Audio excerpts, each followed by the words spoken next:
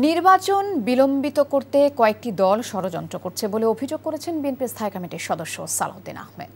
১.৫ দশক পর নিজ নির্বাচনী এলাকা কক্সবাজারের চকরিয়ায় গণসংযোগকালে তিনি কথা বলেন। তিনি আরও বলেন, যে দলগুলো পিআরের কথা বলেছিল তারা আজ মাঠে নেই।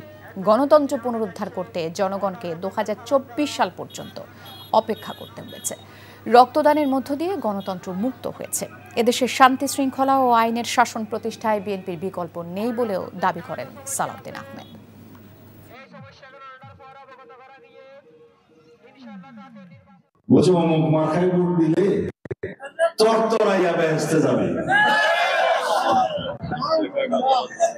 সেই রাস্তাটা কোথায় বসে আমি জানি না, তো সেই মার্কায় ভোট দেওয়ার আগে যাদের মৃত্যুবরণ হয়েছে তাদের কি অবস্থা আল্লাহ জানে।